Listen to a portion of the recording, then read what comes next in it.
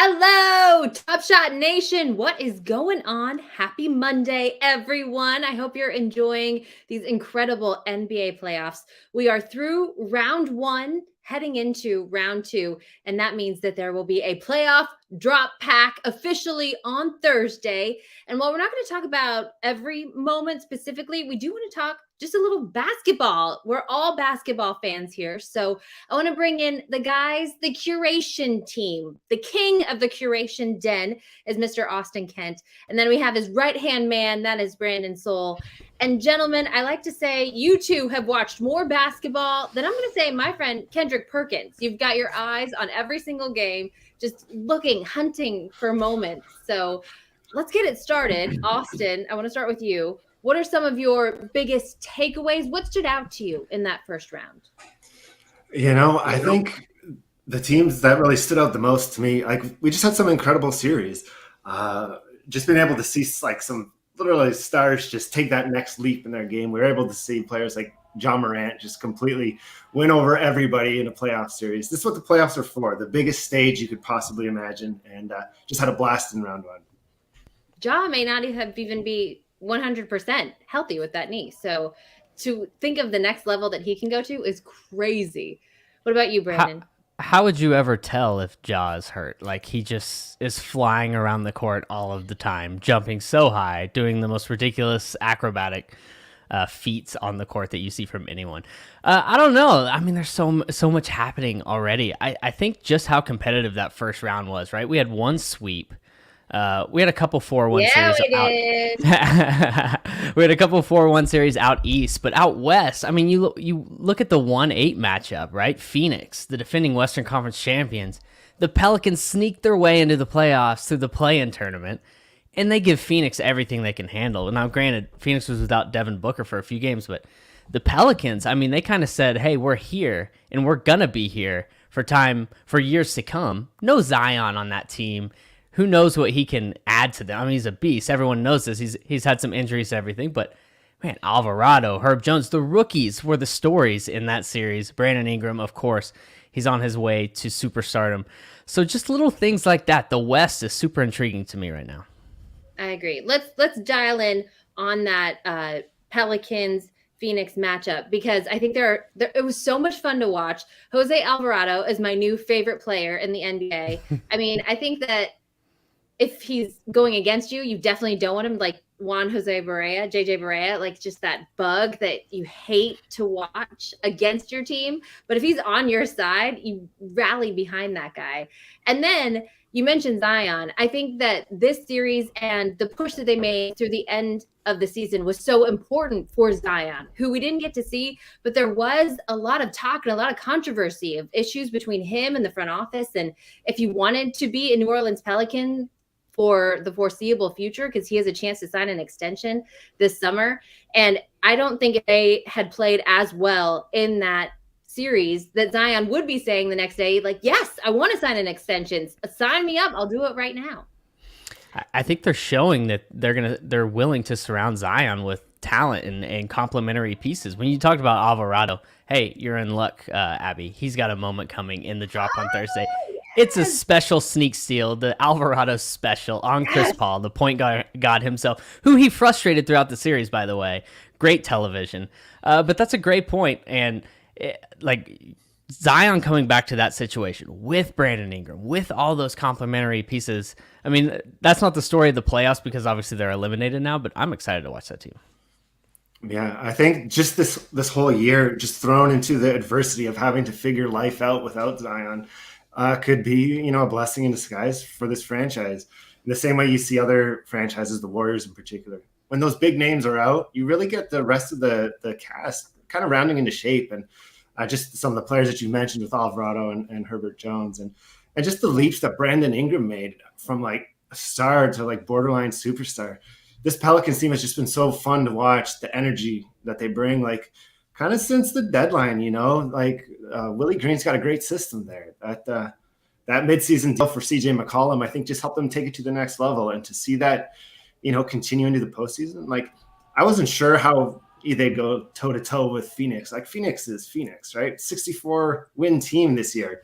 and the Pelicans certainly made it a competitive series. So I'm just such a positive story from that first round. And that speech by Willie Green, I was ready to jump through a wall run through a wall. That's the saying. Jump through a wall.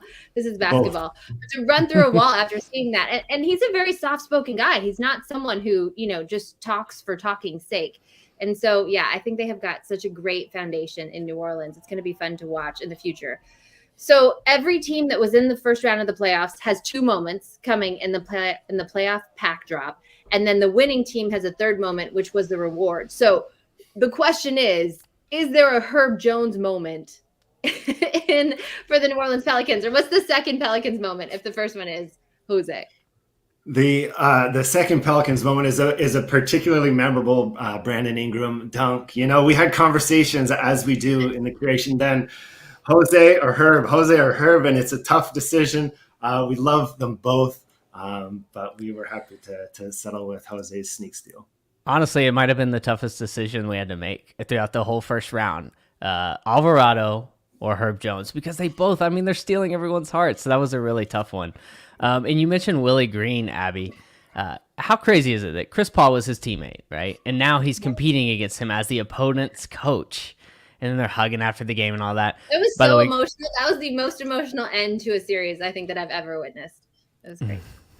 It's so good. But that's why we love basketball, right? And that's why we love these moments, because they are life-altering for the players, for those teams, for the franchises, and everything is just so memorable. So you want to get your hands on them.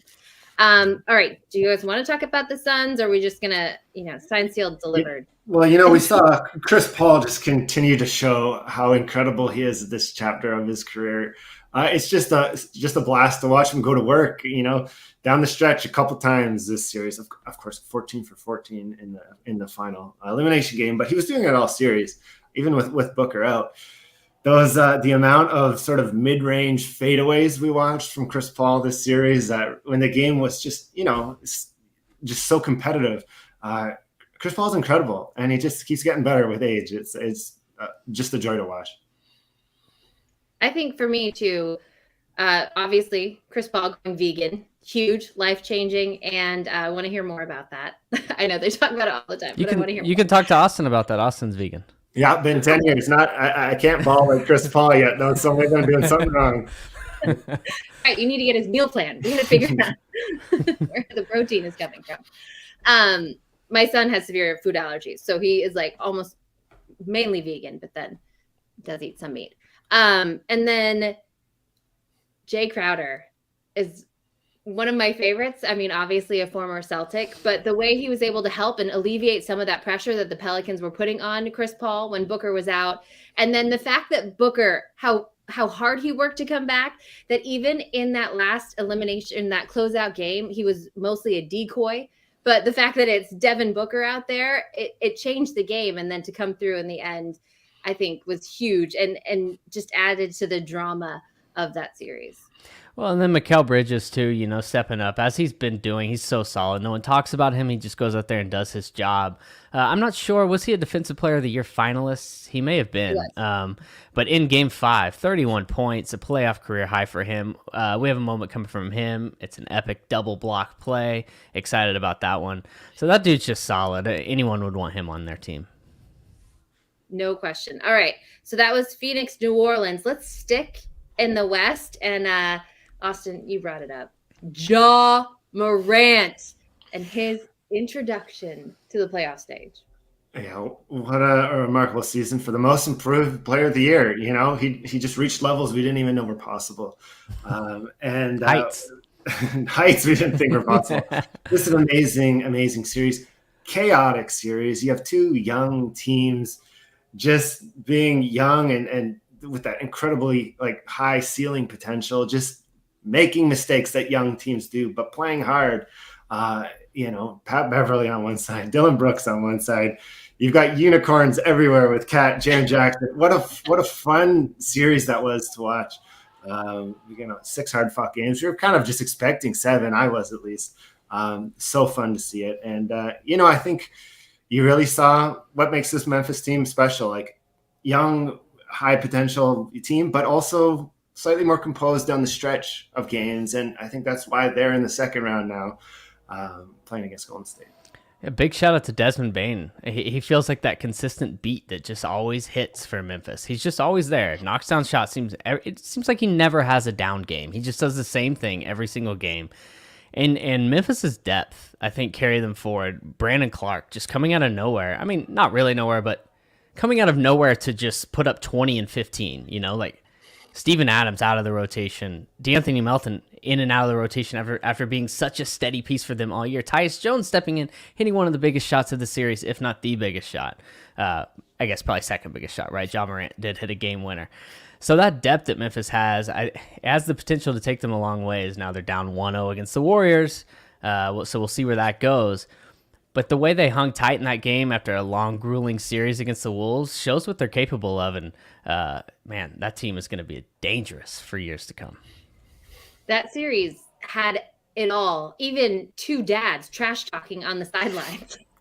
Like, that's what stood out to me. And this Memphis team, I remember I talked to Ja when they were here for like 10, 15 minutes. And it was right after he had that huge game. And he was still just still so down to earth and a young guy. And he's like, I'm just trying to take it all in. He told me that Tom Brady texted him like, what up, 12? Way to go. Like that was impressive. And wow. So much, right, is coming at these guys. And I love seeing this ascension from Ja and how he's handling it, because he has done such a remarkable job. And I don't know. You're right. They're going to be such a good team going forward. I love that Ja gave the most improved player award, the trophy, left it at Desmond Bane's house, just like on the island. There you go, bro. I mean, the fact that they have two of those guys on the same team that are competing for that award, right, just shows where they've come from and where they are now. That team's fun. And that matchup, just throughout the whole series, Minnesota-Memphis. Like, let's look at the other side. Minnesota, Anthony Edwards in his first postseason appearance, Game 1 goes out there and drops 36. We have a moment from that game coming for Edwards. I mean, that kid's special. And this is one of those moments for him and for that team that they got a taste, right? And they lost. That's one that builds character. That's one that kind of is the foundation of your career and a nice launching pad. And I totally expect that out of that team. Karl Anthony Towns has to be the other moment, right? I mean, I guess so. That's the bigger question with this series is how did you choose the moments? Because there were so many. Yeah, it's always tough, too. Is just how do you tell the story, especially of a 6-game battle like that in just 2 moments.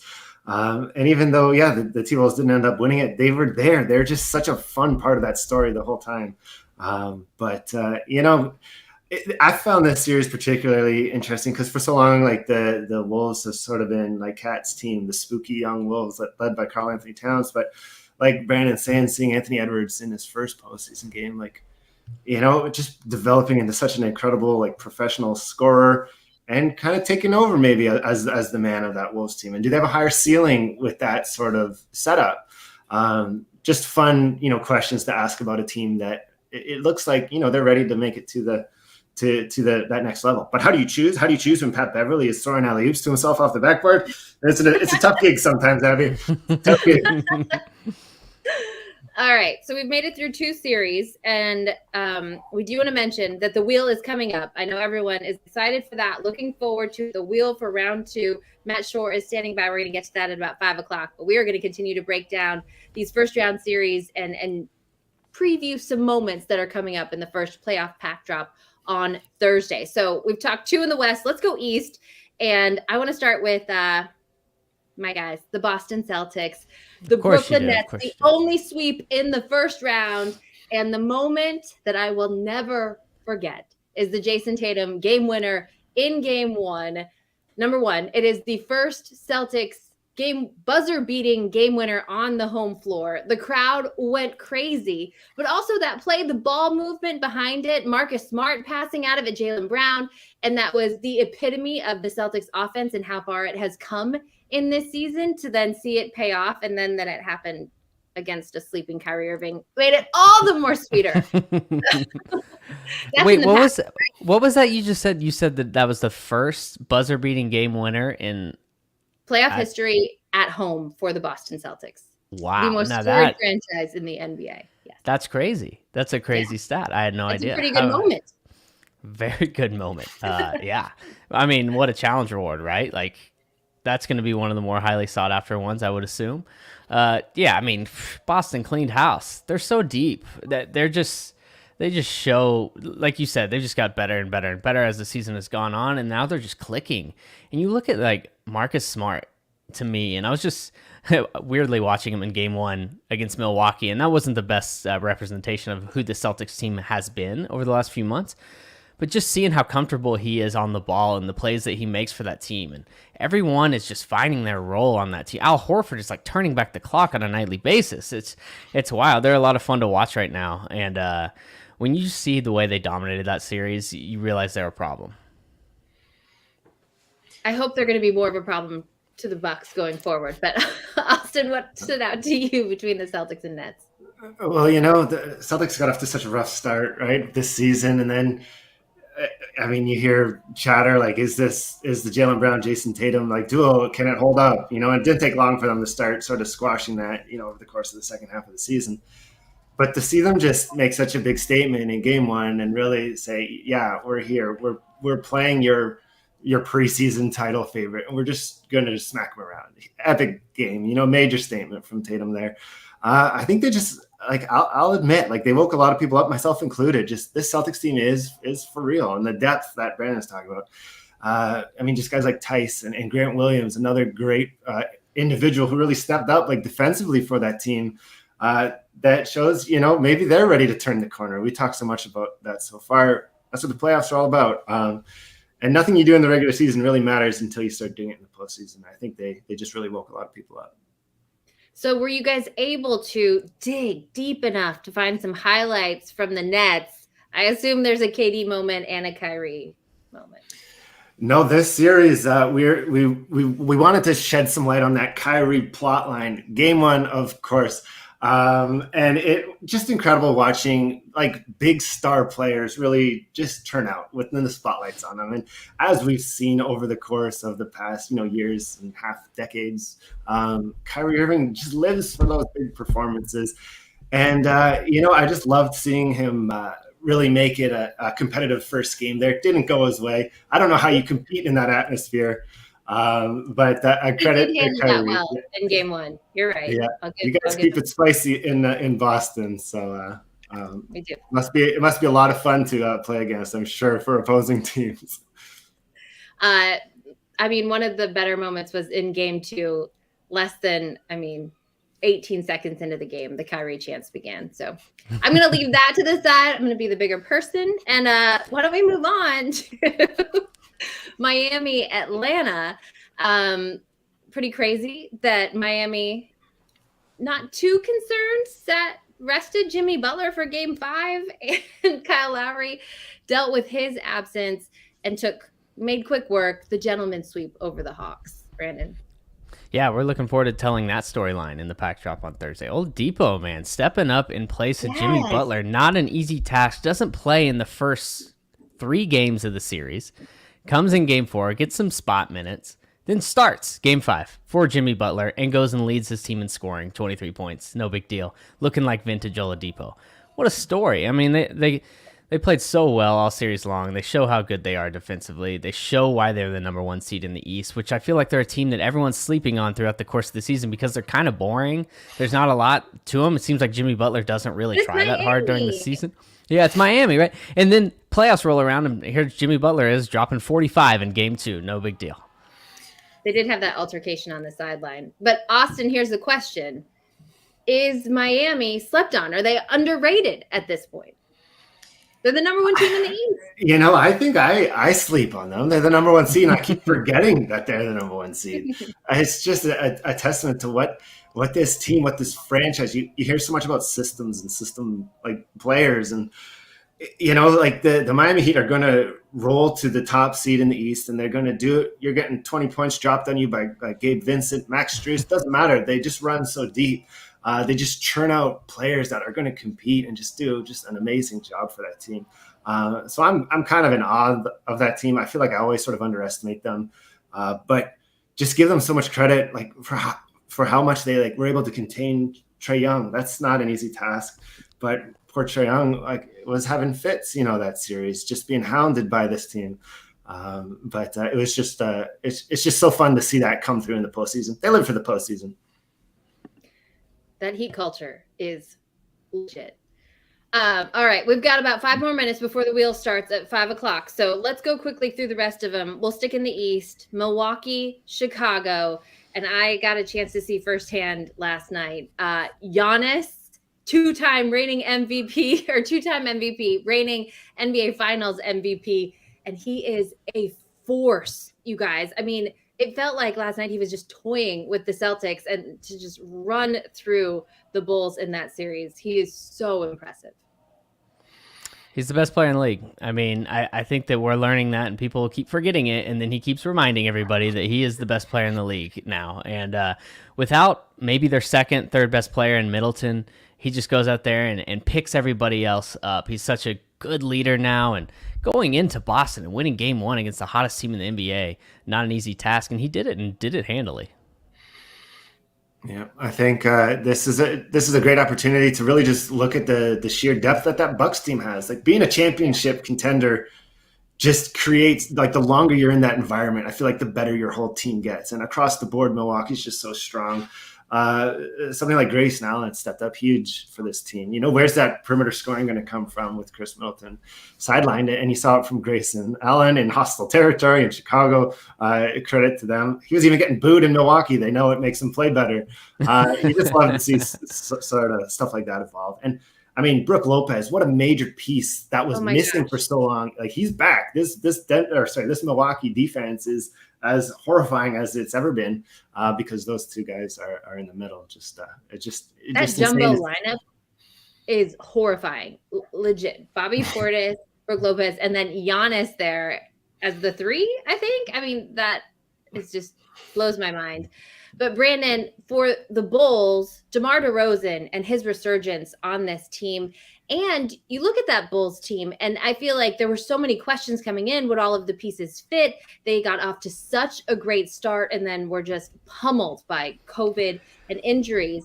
But I think for the first time in a while, Chicago fans have a reason to be excited.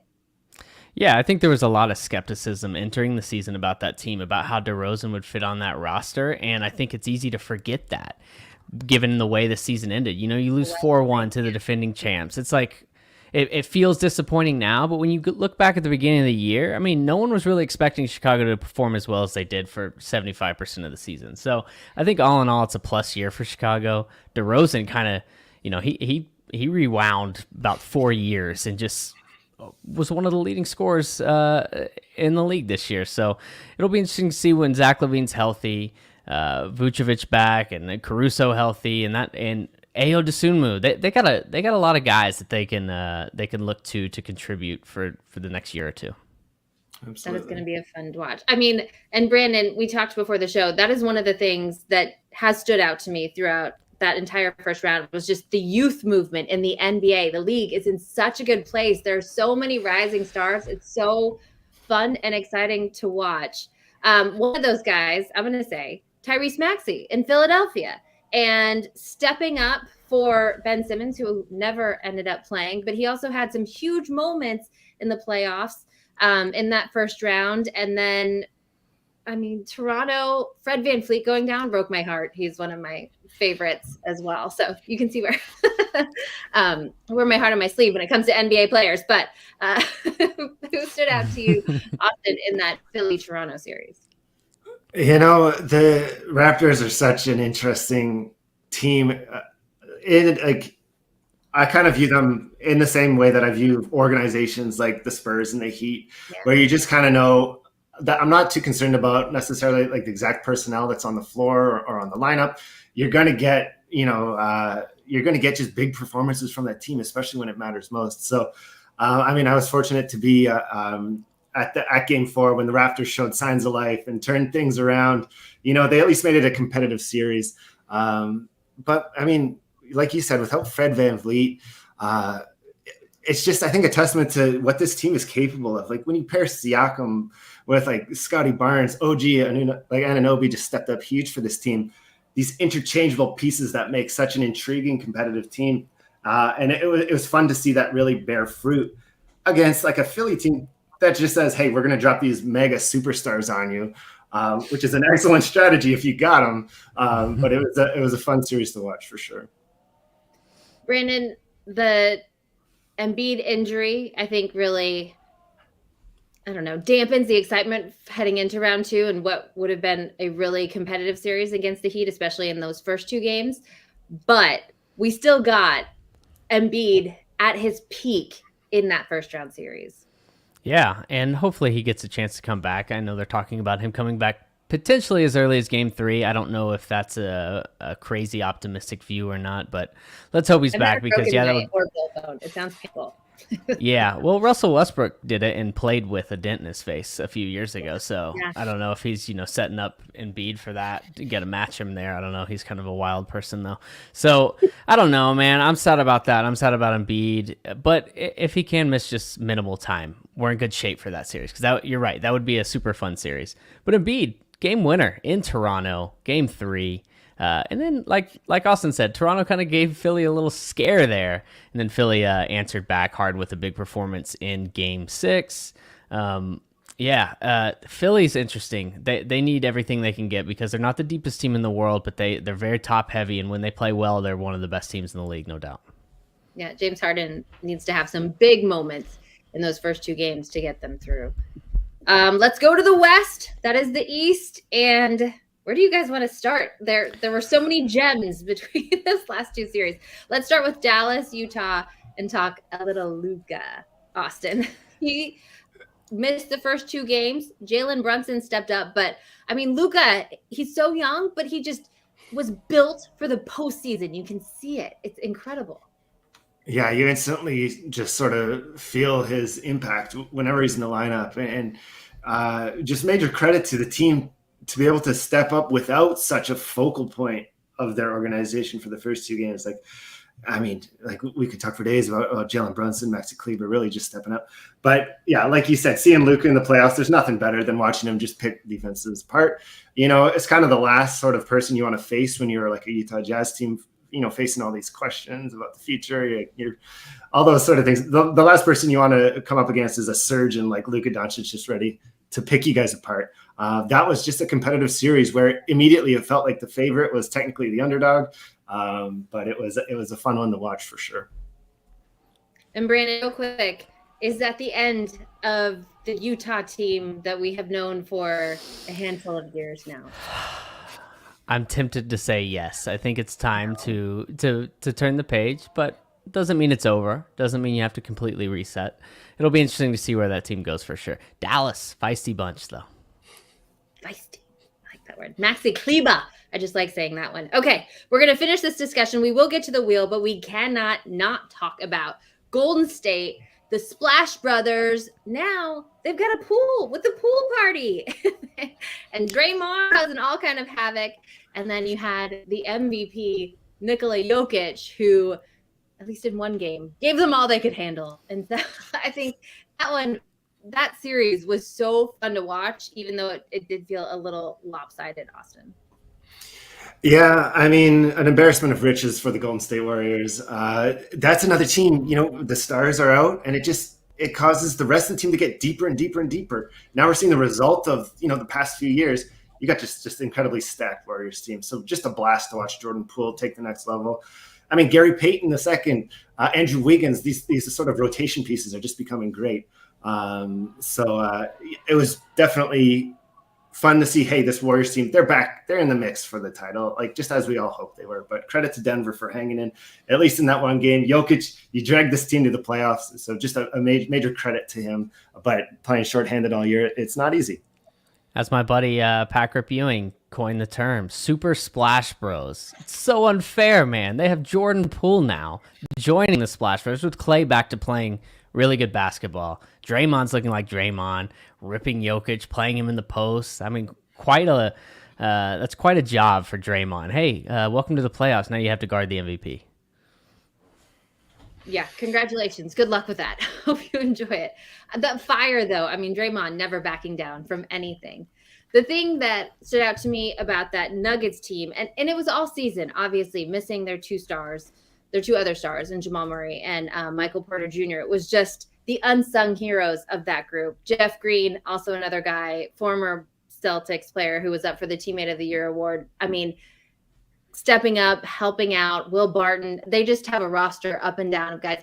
Bones Highland. I love that guy. So another young player on the up and up. And then before we go, we do want to talk about someone who stirred the pot a little bit when it came to that first round of the NBA playoffs, and especially the series that I had my eyes most closely on, and that is Bruce Brown. But Brandon, there's something going on with a guy I'm in Boston, who's from Dorchester, not far away here, but stepping up big for the Nets throughout the season. And really, he's kind of turned into a guy who embodies how far the league has come, and the fact that he can guard basically 1 through 5, but also spreads the floor for this Nets team. He is a versatile player that really any team could use.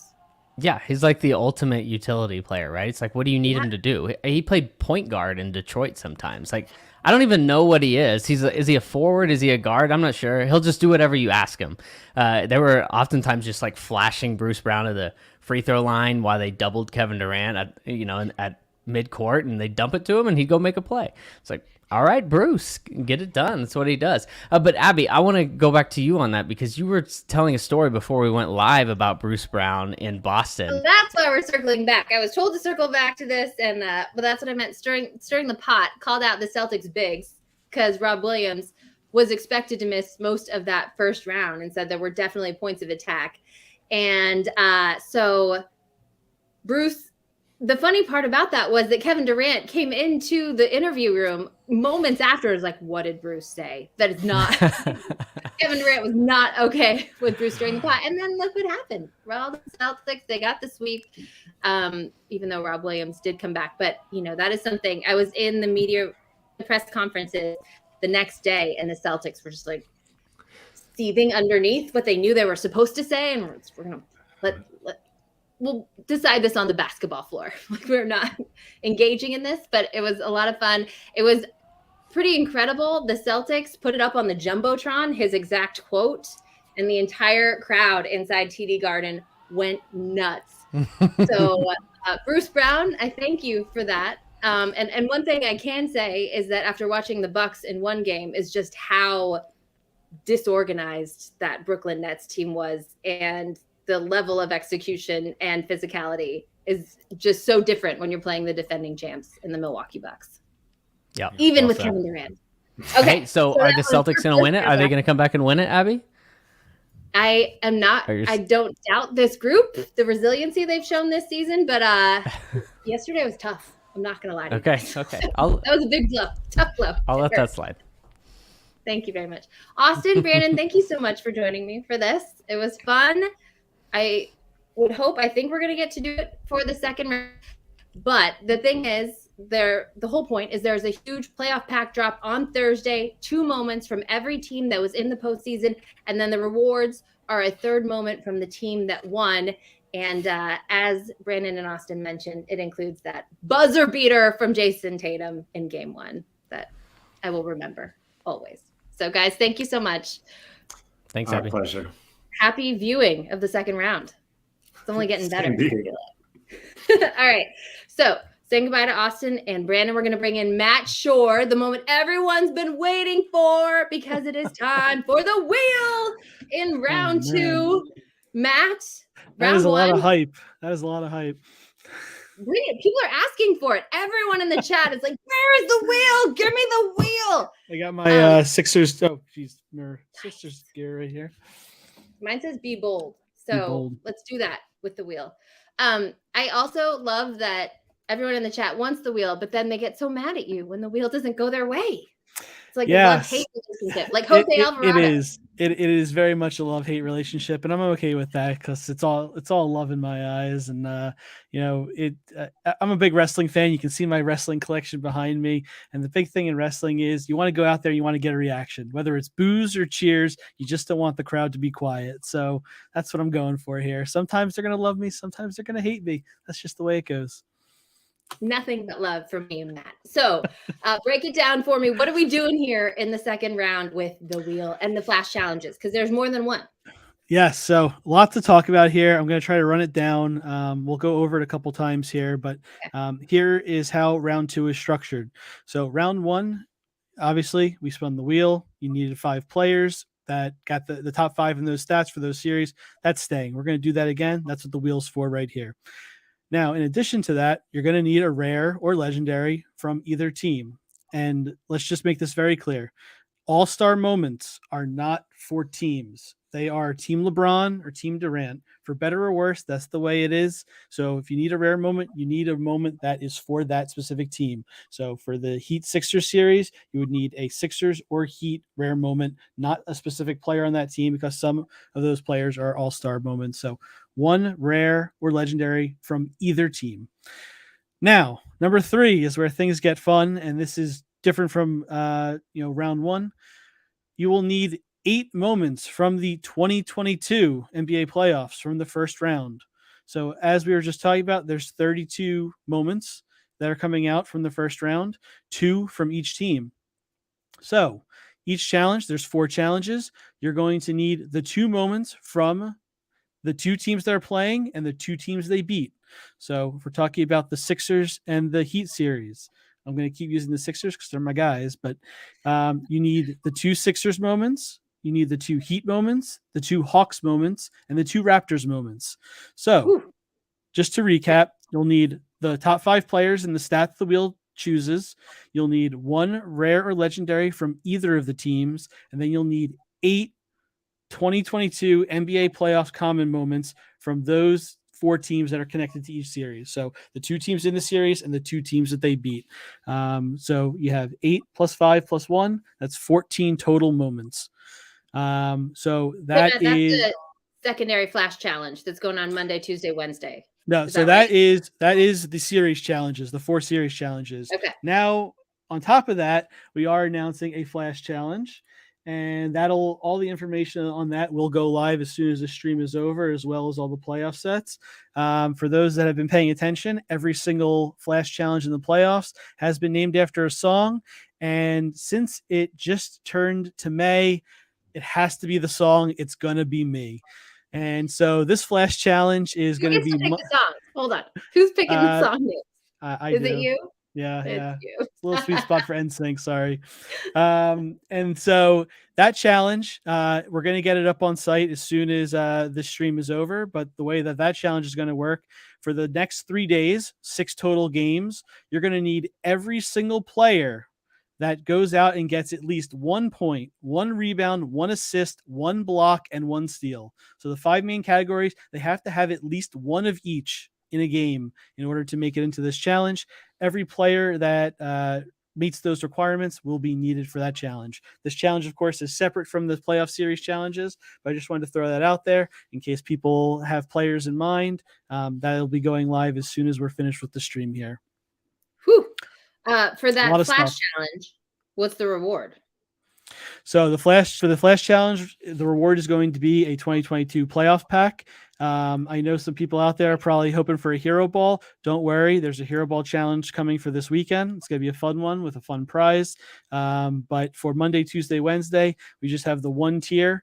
Every player that has at least 1 of each of the 5 major categories: points, rebounds, blocks, steals, assists, 1 of each of those. And that player will be needed for that challenge. And all the playoff packs that have been won in challenges over the last week, those will be distributed as the drop was just announced for Thursday. Everything will be distributed on Thursday, including challenge rewards. So a lot of awesome stuff coming to your accounts to open and play with, later this week. Matt, the chat has been going this whole time and it's been awesome. But my favorite comment that just came in was, bye, season 2 playoff moments, because everybody needs them for these challenges. So that is amazing. Yes. Jack Nimble, I'm impressed. I love it. I love how much everybody is. Yep. Bye, P-Buster. I also am an NSYNC fan. I'm not afraid to admit that. However, I feel like we're showing our age a little bit here, Matt. So funny story. The original name I came up with for this challenge was "Do It All" because you need one of each category, which is a Drake song, of course, back from 2009 or 10. But I already named one "Do It All," so I had to pivot a little bit. So here we are at "It's Gonna Be Me." And I'm going to be a little cringy. It's fine with it. I'm fine with it. Let's do the wheel then. Okay, so you laid it all out. And the wheel for second round of the playoffs, what is it determining? So the wheel is going to be determining the stat. So we're going to need to see what each series is going to need in terms of what those top 5 players need. So exactly the same as round 1. We're going to do that same thing for each series in round 2. So let's start with your Bucks and Celtics. Your Celtics versus the Bucks. All right, here we go. One game in. So we I think we still have the Zoom issue, but we know how to pump it up now. Okay. We won't take up the whole screen. Yeah. It's the wheel. There we go. Most field goals made. Oh man. All right. So for Boston, Milwaukee, you're going to need the top 5 players with the most field goals made, in addition to the 2 Boston moments coming out, the 2 Milwaukee moments coming out, the 2 drawing a blank, the 2 Nets moments that are coming out, and and the 2 Chicago Bulls moments. Thank you. The Bulls. Wow. The Bulls. Yeah. Jeez, brain fart. So yes, you're going to need those 8 plus 1 rare from either team. So that is the Bucks and Celtics. Bucks and Celtics. Let's stick in the East. How about Miami, Philly? What stat do we need Philly. there? Here we go. Let's do it. Spin the wheel. It's kind of sad that we're only down to, when we started this, Matt, there were like 8, 9 wheels. We did 3 each time. Yeah. All right. Wheel. Miami, Philly, most blocks. Obviously Embiid is missing at least 2 games, if not more. But if he comes back, I guess he could still pull it off. The Sixers are going to be leaning on Paul Reed and DeAndre Jordan, 2 guys that can get blocks. Bam Adebayo is probably going to have a lot of fun in the interior in this series. So this should be Jimmy an interesting Butler always flying around. Yeah, so this could be a really interesting one to follow here. So Miami, Philly is most blocks, top 5 players in most blocks. Okay. So, and I'm going to say it one more time, just for everybody. So you need the top 5 players in that stat, plus 2 moments from each team and the team that they beat in the first round. And then you need 1 more moment. What's the last thing? A rare from either team. A rare moment from either team. Yep. Okay. And some people, I don't know if people are asking in the chat.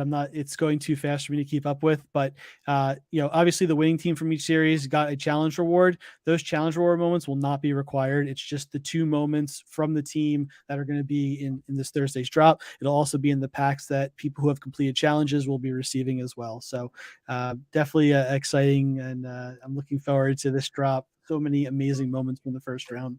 So many good stuff, and the rewards are so good. Okay, let's go west. Phoenix and Dallas. Okay, let's do it.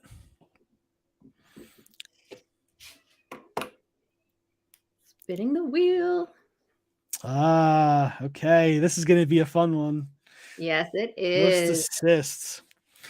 Man, what a perfect series for most assists with Chris Paul and Luka and Brunson emerging. I heard you talking with Austin and Brandon about JJ Barea. The Mavericks just seem to find these scrappy guards that can do everything and can single-handedly win you games sometimes. And so, I think there's a few players in this series that could really pump up there. But after those top 3, it could be very interesting to see who round out the top 5 here. Book coming through healthy, I think, would be big for them there. And then, I just want to give more appreciation to Jalen Brunson, and then that man is going to get the bag this summer. So congratulations to him for all of that. But that series, I'm excited to see it, and I think it's going to be tough. How much? Yeah, it's gonna be a good one. Yeah. So we have Yeah. So, I mean, the series again started, obviously 2 started yesterday. Just going to be a lot of fun. Playoff basketball is just a totally different beast. The best time of year, Matt. This is so fun. It's Okay, wild. should we do the last one? What everyone's been waiting for? Memphis and Golden State. We did get a preview of that in game 1, and what a game that was. Yeah, so let's spin this last spin here. Not many left.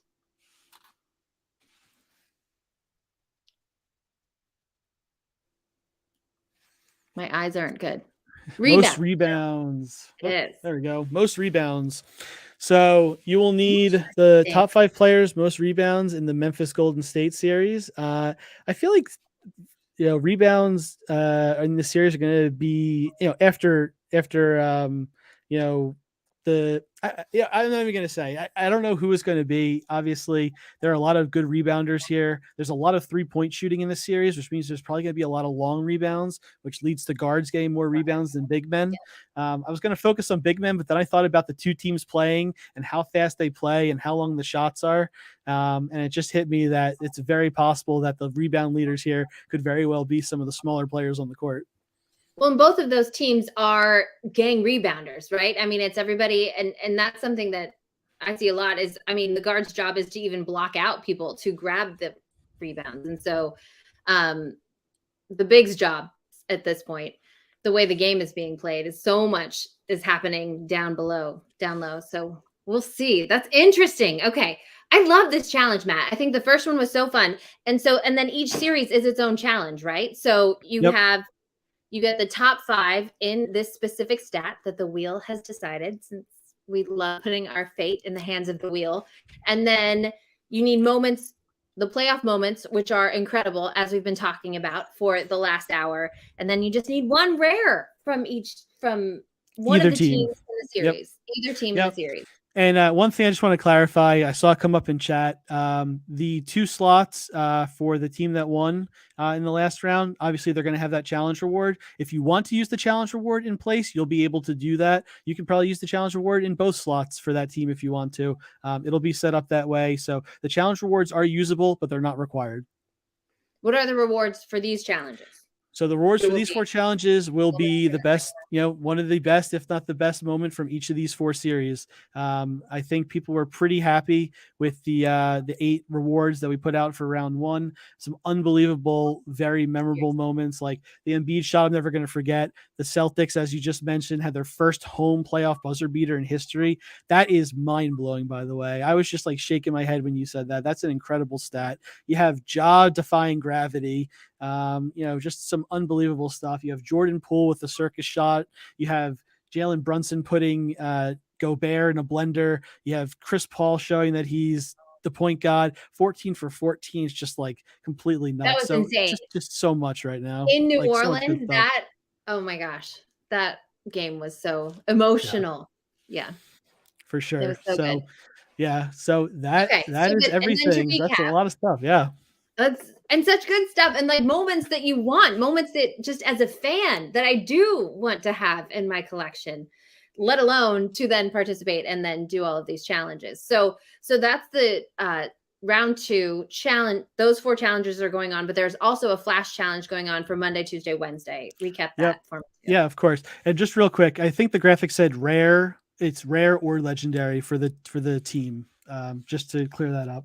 Either team. Yep, for either team, it could be a rare or a legendary. It says rare legendary. Sorry, I thought I saw only rare, but I'm glad rare or legendary for that slot.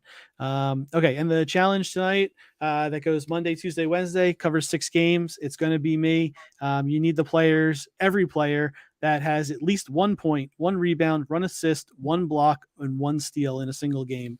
So, if things go like they did last week in a lot of the games I was looking at in the playoffs, we're probably going to have somewhere between 15 and 20 players that achieve this feat. So should be really interesting. It's not going to be all superstars, which keeps everybody on their toes. Should be a really fun challenge to follow. Right. What happens if it's not a superstar? And you still need them. You still need them. It's any moment from these players, any moment at all. And the reward is a 2022 playoff pack. Once again, all these playoff reward packs that have been earned will be getting distributed on Thursday. We have all the lists saved of all the people who completed them. So there will be a lot of packs going out in that manner. I'm very much looking forward to seeing everybody posting their rips and getting their challenge rewards and showing them all off as we all celebrate the playoffs together. It does feel like a celebration. Like I said, it's the best time of year. And then there's also a hero challenge coming up, which is, we're just teasing that right now. We're not giving that away. Yep. There will be a hero ball. There will be a hero ball challenge for this weekend. We'll have a Friday, Saturday, Sunday challenge, and there will be a hero ball version there. Very excited. So those of you that like it harder in the challenges, you'll have that this weekend. Okay, Matt, before I let you go, how concerned are you about your Sixers? And is Embiid going to come back for game 3? Embiid is the anti Ben Simmons. So if you have Ben Simmons who's going to sit out, Embiid should be sitting out, but he's going to play. I don't know if there's going to be any sort of, if it was a lower body injury, I'd be much more nervous. He's had this fractured orbital before. The phantom of the process is what we call him when he puts on the black mask that he wore the last time he broke his face. So I think there is a chance we can still win. We went down to Miami not that long ago in the regular season. They had their full team playing. We were missing Embiid and Harden, and we came away with the W. So never say never. Nothing's impossible. I am the biggest pessimist when it comes to Philly sports, but hopefully we can pull it out, and it's going to be a tough series. Losing to Jimmy Butler would definitely hurt my heart, but hopefully we can pull it out. Do you feel like you guys are snake bit? Feel like this is karma for the process coming back to hit you in the face, literally? I could get into all sorts of NBA conspiracy theories regarding the process, but I don't want to get fined by the league.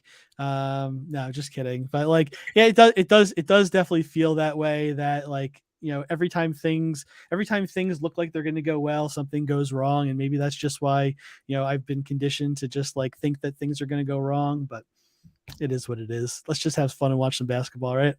And that is what's fun about being an NBA fan, because there is all of this added drama, but also when you are on NBA Top Shot and part of the nation, it doesn't sting as much because you got other stuff going on. At least yeah, for sure. And I have that Embiid buzzer beater that's going to be on there, and hopefully one day down the road I can add that to my collection. And I just love seeing all these plays go out there, and I spent a lot of time on the collector side, and I just love what the curation team has been doing here and what they've put together and the way that they're telling the story of the playoffs.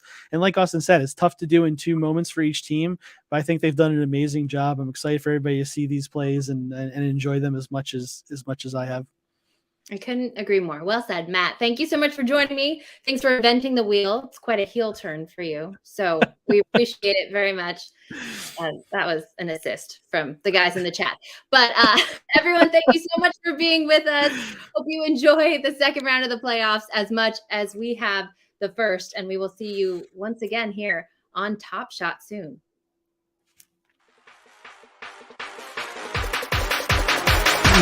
Let's go boom.